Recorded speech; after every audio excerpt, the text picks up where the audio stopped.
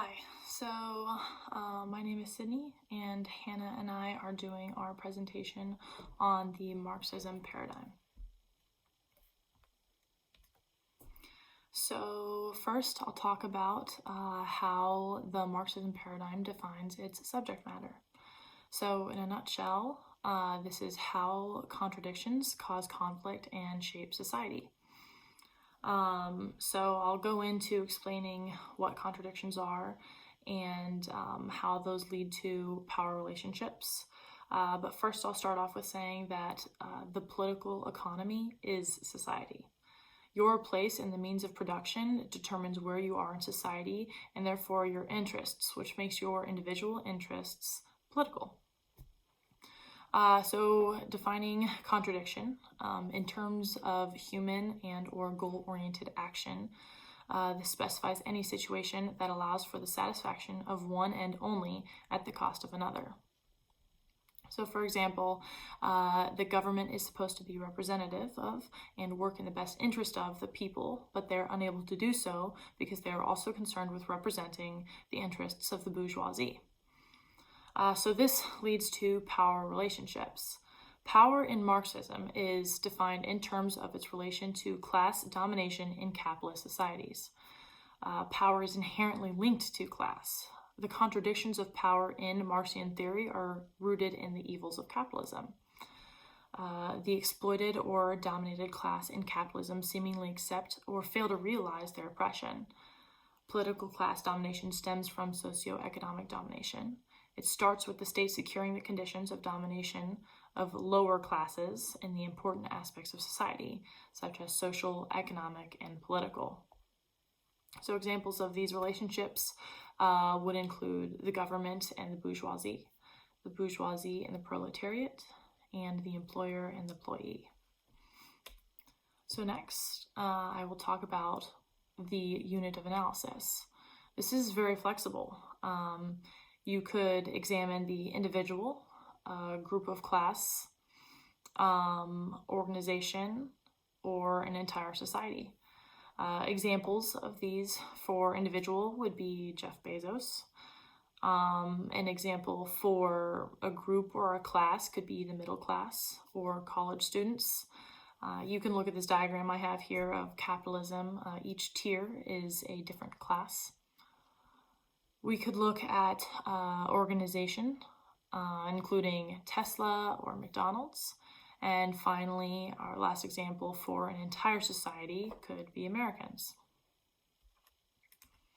Next, I will talk about what types of data are used. Economic data, ethnographic data collection, analyzing social class changes, examining typical communist and capitalist countries, and following economic contributions of wealthy individuals to government officials and how that affects policymaking. That last example is incredibly specific and details directly to political behavior. So an example of economic data I have here is this chart. So it is the wealth distribution in the US from 1990 to 2021.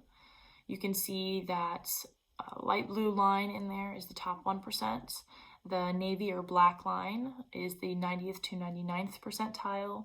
The gray line is the 50 to 90th percentile, and the red line is the bottom 50%. And so you can see that in the early 90s, the 1%ers and the bottom 50% were closer than they are now, and they've been increasingly separating. So now I will look at other examples of economic data. So on the left here, we have a chart of Amazon's profit soars in most recent years. This chart goes from 2008 to 2019. And then on the right here, we have poverty rates from 1990 to 2020. So if you'll just imagine that you're zooming in on the frame there from 2008 to 2019 to get a better comparison between the two charts. Comparing these charts allows you to observe the widening gap between the rich and the poor. with Amazon's profits with Jeff Bezos, which are greatly increasing. And then on the right, we have poverty rates in the U.S., looking from 2008. They rose for a little bit and then dropped a little bit, dropped way down, and then they're starting to go back up again. And with Amazon's profits, even though it only goes to 2019, you can only imagine how much it soared in 2020, 2021, and 2022 with COVID. So comparing these two allows you to get a pretty good picture. And this example of economic data helps you make assumptions about the Marxism paradigm.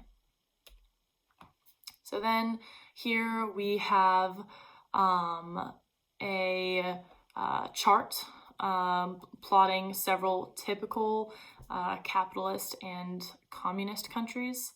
It is difficult to find typical capitalist or communist countries because over time these economic or social systems have to develop in order to stand the test of time. So examining countries with variations of capitalism or communism is a type of data used by the Marxism paradigm. In this, I'll look at the US, the UK, current day Russia, China, and the USSR, despite it falling in 1991. So on my chart here, we've got on the x-axis, we've got capitalism to socialism to communism.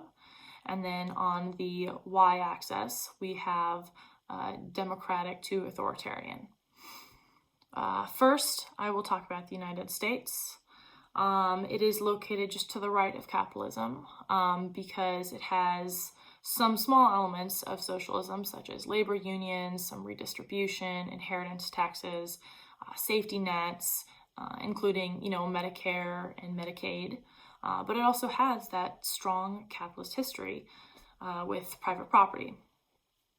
Next, we'll look at the UK, right above the United States. It has a mixed economy, which is why they're located right above the US, based off of the x-axis, along with a constitutional monarchy with Parliament and their two houses, the House of Lords and House of Commons. They are above the US on the y-axis, however, because of the fact that the Prime Minister has the ability to choose when the elections are to their benefit, making them slightly less democratic than the US. However, the chart makes that gap look a little bit bigger than it really is. Next, we'll look at Russia, present day. They are surprisingly very capitalist. They have very few safety nets, which can allow the economy to go kind of crazy. And they have a big disparity in wealth, bigger than the US. And then we've got the USSR in the top right. They are very communist. Although it fell in 1991, they were run by a single-party system with the Communist Party of the Soviet Union, the CPSU. The state owned the means of production, collective farming, industrial manufacturing, all prominent characteristics of a typical communist country. And finally, we have China, who declares themselves as communist, the Chinese Communist Party taking over in 1949. However, they don't have a very strong wealth distribution. Then they're even less democratic than current Russia. They could be seen as more capitalist than the US because they, have no good labor laws. But on the other hand, they have state ownership and control of a lot.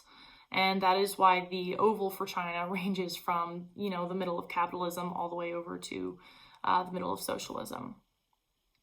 It is also characterized as more Leninist communism than Marxism communism. But China is definitely not a typical communist country. So moving on from this example of data used, Hannah will be talking about how the Marxism paradigm explains political behavior.